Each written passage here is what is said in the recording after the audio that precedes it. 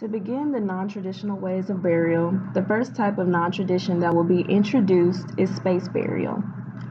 Space burial is an option that allows an individual's remains to be launched into outer space. The cremated remains take a ride on a rocket that is shot into outer space. The first post-cremation memorial spaceflight was completed in 1997. Unlike other forms of cremation burials, space burial only allots 1 to 7 grams, which is 0.04 to 0.25 ounces of the remains to be launched, which is about the size of a lipstick container.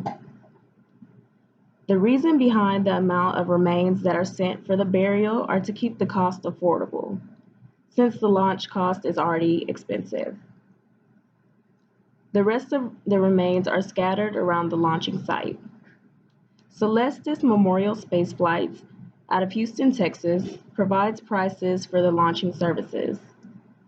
They start at a low orbit journey, or a journey that allows you to reach zero gravity before returning to Earth, which costs $1,295.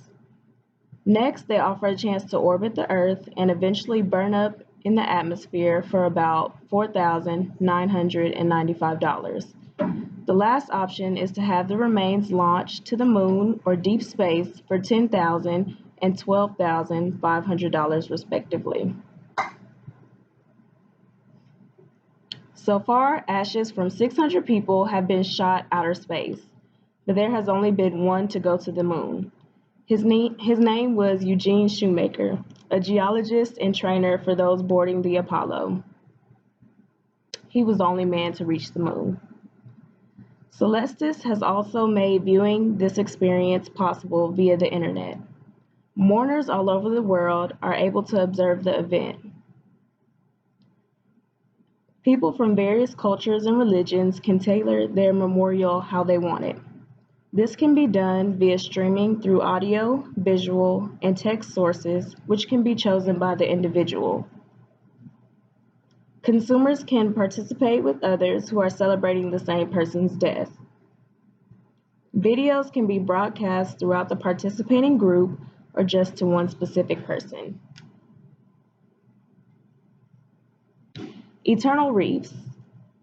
Initially, eternal reefs were created to restore the health of reefs in the Florida Keys. Don Brawley, the founder of Eternal Reefs, wanted to help increase the number of reefs in the area where they were deteriorating.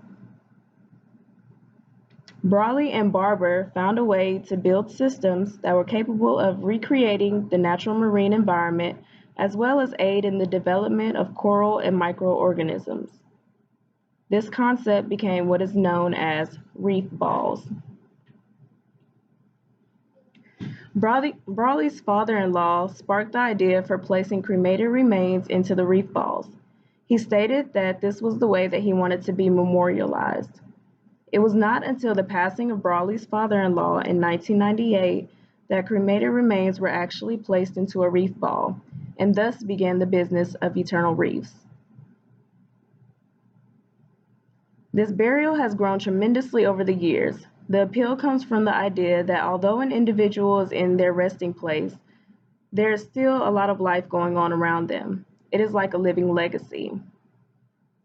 Prices for eternal reefs include the Aquarius Eternal Reef, Nautilus Eternal Reef, and Marina Eternal Reef. The Aquarius Eternal Reef is 650 to 800 pounds, and it costs $3,995. This is the smallest eternal reef. The Nautilus is 1,200 to 1,500 pounds. It costs $4,995. It's the medium-sized reef, and it provides excellent habitats for all sea life. It can accommodate up to 2 sets of remains and is frequently used for individuals and their pets. The Marina Eternal Reef, which is the largest one, is 3,800 to 4,000 pounds. It costs $7,000, and it's the largest of the 4 of the reefs. It attracts larger species of sea life and it accommodates up to 4 sets of the remains and is frequently used for spouses and other family members together.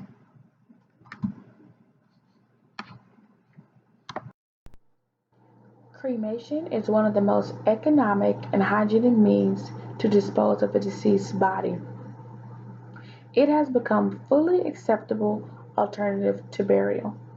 Cremation consists of exposing the mortal remains to extreme fire and heat in a crematory oven. The resultant bone fragments and cremains are then ground and minced to a sand-like consistency. This is what we know to be ashes, and it gives them a uniform and consistent size. The cremains are now ready for distribution, whether to be given to a family member or others, or to even be scattered. There are many ways one can cherish a loved one after being cremated. In this paper, we will discuss numerous ways a loved one's ashes can be used or dispersed. People are beginning to go the non-traditional routes and escaping from your traditional funerals. This allows for creativity to flow and for the family member to choose what he or she wants to do with the remaining ashes. The options are almost limitless. The first option we will discuss is diamonds. Yep, that's right, diamonds. The company Algodanza, along with other companies, are beginning to create diamonds out of the cremated remains. Here, the remains are under high heat and pressure that imitate the conditions within the earth, which compresses them into diamonds. Another interesting way to memorialize your loved one is to have their ashes along with ink tattooed on your body. A small amount of ashes is mixed with the ink that is used for tattoos. Then the tattoo artist will proceed to its usual tattoo. The challenge is having the cremated remains fine enough to be able to blend smoothly with the ink. A columbarium is a mausoleum for cremains. Mausoleums hold the entire body, while a columbarium holds the urns in which the cremated body is in. A columbarium were not initially built for housing urns. In fact, it was built for housing large communities of doves and pigeons. The word columbarium is from the Italian word columba, which means dove. The original columbarium consists of shelves called niches. Niches were used to house birds and are now permanent homes for the remains of your loved ones. Today, columbariums vary in architectural structure and are elegant yet very simple. An identification label is placed outside of the niche to be able to locate your loved one. Companies such as Heavens Above and Angel Flight and Heavenly Star Fireworks all provide memorial displays.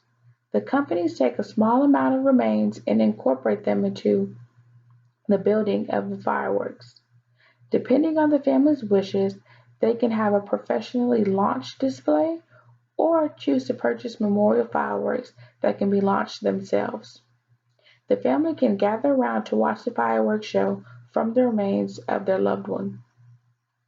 If a family member wants to go the route of spreading ashes, one must do so legally. One way one can scatter ashes is in the water. This may require chartering a boat for a few hours. Family and friends set out on a voyage to the desired spot in the ocean. The cremated remains are placed in water and allowed to descend into the water. The boat needs to be placed into the wind and moving at the right speed. If done incorrectly, the ashes may end up back on the boat instead of the water. You can also scatter ashes by over water using a water-soluble scattering urn. With the water-soluble scattering urn, the cremated remains are placed in the urn and the urn is dropped in the water, where it will dissolve, leaving the ashes in the water. Resumation. Resumation, a neologism meant to suggest rebirth, can be defined as resolving the body back to its basic organic components and its rapid and beneficial return to our ecosystem to be reused as nature had originally designed. Resumation, also known as a biocremation, is an accelerated version of what takes place in natural decomposition and was first proposed for use in Europe as a method of disposing of cows infected with biofilm. It is a respectful, water-based alternative to burial and cremation with clear environmental benefits. The body is placed in a stainless steel cremation chamber where water, 95%, and alkali, 5%, heat and pressure are added to rapidly reduce the body sympathetically to ash. During the funeral process, a funeral involving resumation would be considered the same as a flame cremation, where cremation uses fossil fuels to produce the very high temperature necessary to burn a body. It fouls the air with mercury particles, dioxins, and other environmentally harsh pollutants. Resumation, by comparison, uses lower temperatures and therefore less fuel that emits little to nothing into the atmosphere except for some localized unpleasant odors.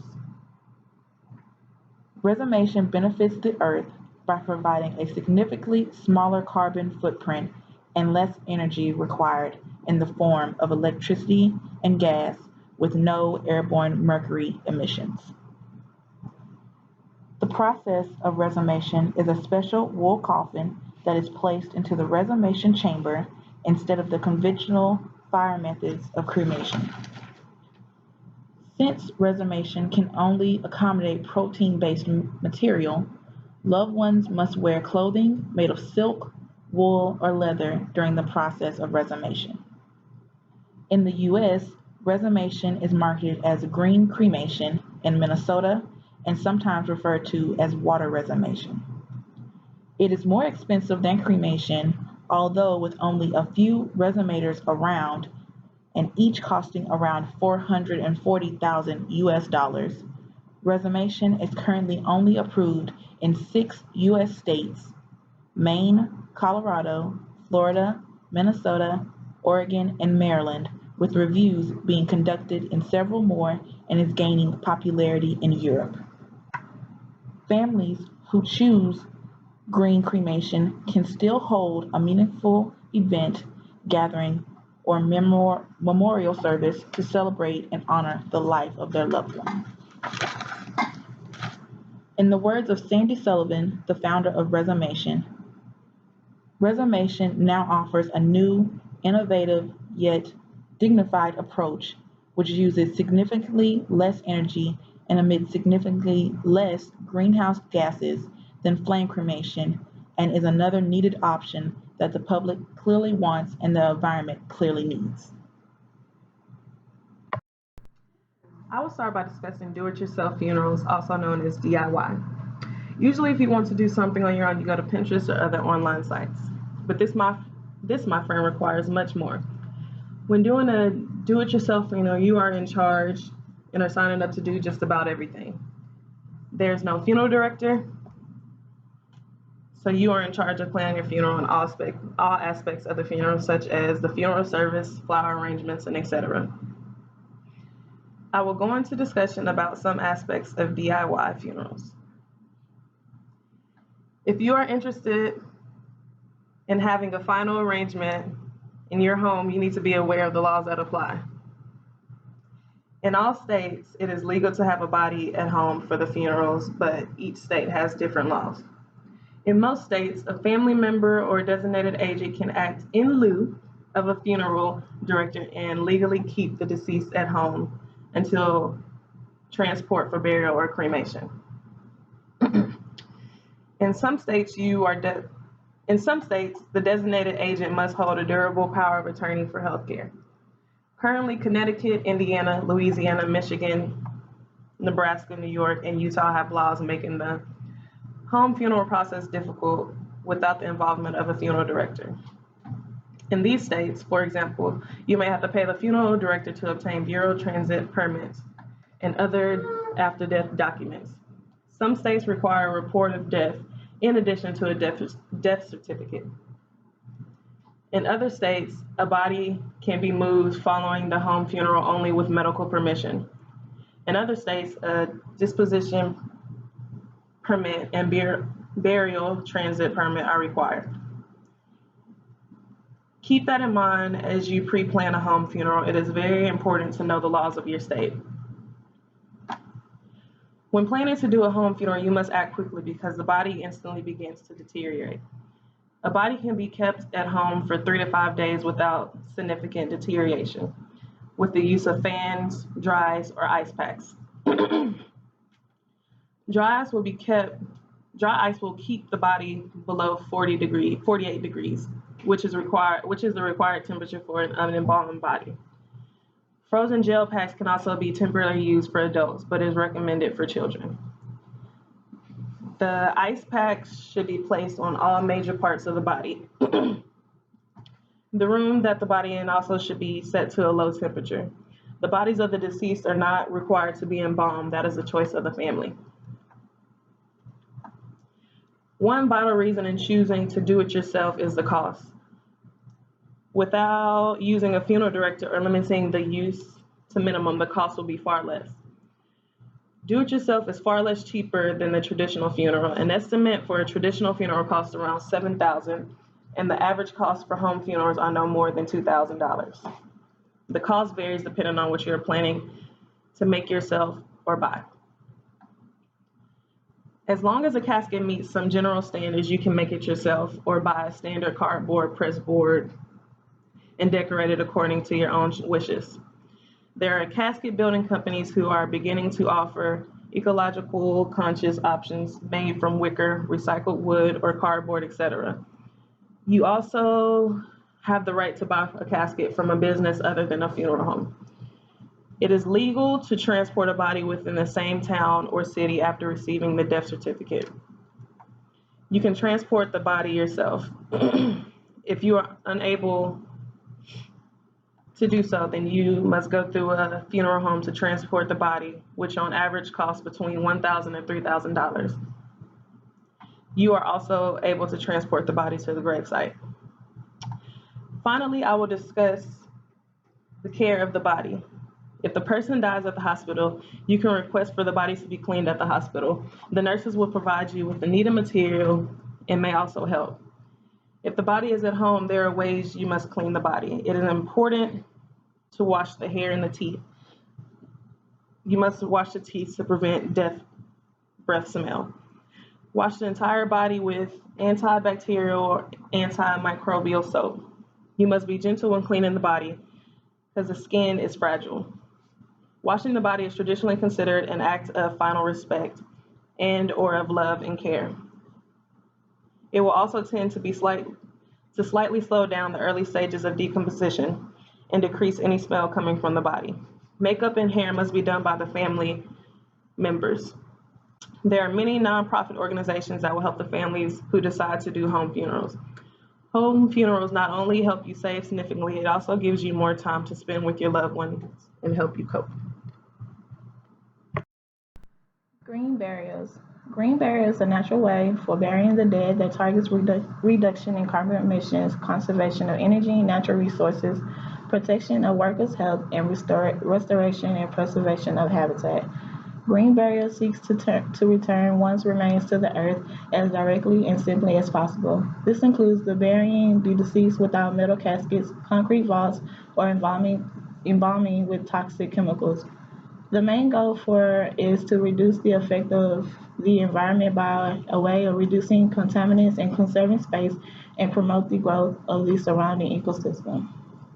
The idea of the green burial is commonly thought to have come from England, where the practice is widespread. However, it started back to the early U.S. pioneers who were buried simply within tall grass.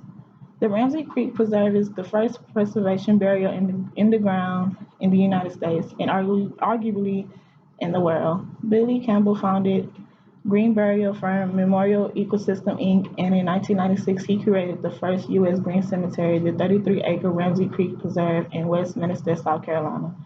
The land sits between the mountains in Piedmont and has a substantial area that is never cultivated and consequently has an impressive 220 species of vascular plants. When doing a green burial, the body is buried in a natural way that is different to standard practices. Decomposition occurs undeterred by manufactured products typically placed underground.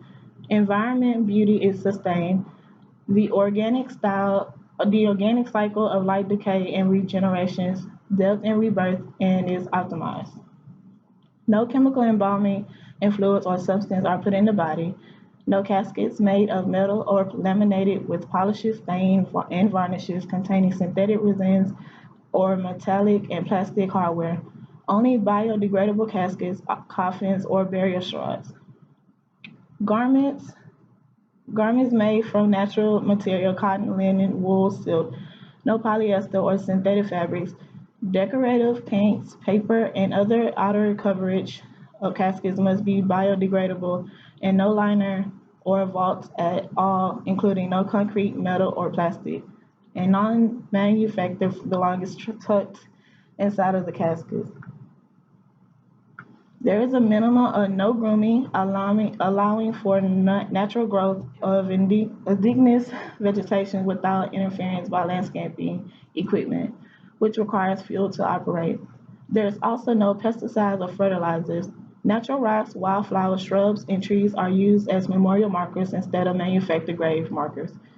There are no artificial flowers, permanent vases, manufactured grave accessories, or unnatural memorial objects. Some of the natural or green cemeteries are park-like, while others are more wild and rustic with little or no purposeful farming. The number of green burial cemeteries approved providers in North America has grown from one to more than 300 today, operating in 41 states and six provinces of Canada, including funeral homes, cemeteries, and product providers. Texas is on the rise of creating green burial cemeteries, but Dallas and Houston do not have green burial cemeteries. In Texas, there are four cities that have green burial cemeteries, which include Austin, San Antonio, Georgetown, and South Lakeway. The price range for green burial are different depending on the state and what cemetery you choose. The price at Ramsey Creek starts from $250 for scattering ashes and to $1,950 for a body burial. Although the prices vary, green burial is still less cheap than traditional burial. The Capsula Mundi is an Italian project that is aiming to present an eco-friendly alternative to buried in a coffin designed by Anna Santilli and Raoul Bretzel. The coffins are used for 3 days, and it normally takes about 30 to 40 years for a tree to reach its full potential. Like a coffin, the egg-shaped pod is designed to each house a deceased human body for burials. The body will be put into a fetal position within a biodegradable pod and then buried in the ground. From there, a tree is planted above it, allowing its roots to soak its nutrients from the pod and grow. The biodegradable urns, there are now more than eco-friendly there are now more new eco-friendly options that a person can choose from, like placing the cremated remains of the deceased into a biodegradable urn that grows into a tree. Some of the trees that are often offered are pine, ginkgo, maple, oak, ash, and beech. By composing the urn into two parts, the urn contains a seed which will grow to remember your loved ones. Fire urns can turn death into a revolution and is a good way to return to life through nature. The mushroom death suit was created by co-creator J. Rim Lee and team of designers to create an eco-friendly option to die. This jumpsuit laced with mushroom spore infused fiber called the Infinity Burial Suit. The idea of the mushroom death suit is the mushroom will begin to grow from the body once you've been buried, slowly digesting while neutralizing the environmental contaminants you harbor, such as pesticides, heavy metals, and preservatives in the process. The suit depends on the control of core mediation, which is the ability of the mushrooms to clean up the toxic contaminants in the environment of the body. Lee and her company have now confirmed their first test subject, which is a 63-year-old Dennis White who's suffering from a terminal neurodegenerative disease called primary progressive aphasia. The mushroom death suit is already has a waiting list over 100, and that also that the suit is estimated cost of $999. In thinking of other methods of death, cryonics is the low temperature preservation of people who cannot be sustained by contemporary medicine with the hope of resuscitation and restoration to full health may be possible in the far future. Cryonics is an experimental procedure that preserves a human being using the best available technology for the purpose of saving his or her life. Research suggests that medical technology will advance further in the future years, enabling it to heal damage at the cellular and molecular levels and to restore full physical and mental health. Cryonics is the act of preserving death as an effort to save lives by using temperatures so cold that a person beyond help by today's medicine might be preserved for decades or centuries until a future medical technology can restore that person to full health. This method is based on modern science, is an experiment in the most literal sense of the word. Cryonics is justified by three facts that are not well known. The first fact is that life can be stopped and restarted if its basic structure is preserved. Human embryos are routinely preserved for years at temperatures that completely stop the chemistry of life.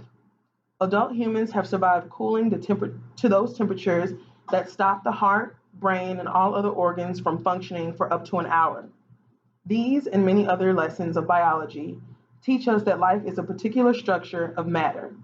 Life can be stopped and restarted if cell structure and chemistry are preserved sufficiently well. The second fact is vitrification can preserve biological structure very well. Adding high concentrations of chemicals called cryoprotectants to cells permits tissue to be cooled to a very low temperature with little or no ice formation. The state of no ice formation at temperatures below a negative 120 degrees Celsius is called vitrification. It is now possible to physically vitrify organs as large as the human brain, achieving excellent structural preservation without freezing. The current technology favored by Alcor, a life extension foundation, is vitrification, not freezing. Vitrification is an ice-free process in which more than 60% of the water inside the cells is replaced with protective chemicals. This completely prevents freezing during deep cooling. Instead of freezing, molecules just move slower and slower until the chemistry stops at the transition of a glass temperature. Unlike freezing, there is no ice formation or ice damage in vitrified tissue. Blood vessels have been reversibly vitrified, and an entire kidney has been recovered and successfully transplanted with long-term survival after vitrification at a temperature of a negative 135 degrees Celsius. The third fact is methods for repairing structure at the molecular level can now be foreseen. The emerging science of nanotechnology will eventually lead to devices capable of extension tissue repair and regeneration, including repair of individual cells one molecule at a time. This future nanomedicine could theoretically recover any preserved person in which the basic brain structures encoding memory and personality remain intact. More than 100 people have been cryopreserved since the first case in 1967. More than 1,000 people have made legal and financial arrangements for cryonics with one of the several organizations, usually by means of affordable life insurance. Alcor, a life extension foundation, starts cryonic procedures within moments of cardiac arrest. Blood circulation and breathing are artificially restored, and series of medications are administered to protect the brain from the lack of oxygen. Rapid cooling also begins, which further protects the brain. The goal is to keep the brain alive by present-day criteria for as long as possible into the procedure. It is not always possible to respond so rapidly and aggressively. Legally, Alcor fought and won many legal actions to establish and protect the right of individuals to choose cryonic suspension in the state of California. Alcor fought considerably that the clients were able to be used because they were already deceased and had willfully decided to participate in cryonic suspension. The cost of cryonics is usually paid through insurance. However, these stipulations depend on the individual's health and age. Alcor specifically offers two options to cryonics, such as whole body preservation, which starts at a minimum policy of $200,000, or neuropreservation, which requires a minimum policy of $80,000. With that being said, if survival of structure means survival of a person, if code can preserve essential structure with sufficient fidelity, if foreseeable technology can repair injuries of the preservation process, then cryonics should work, even though it cannot be demonstrated to work today. That is the scientific justification for cryonics.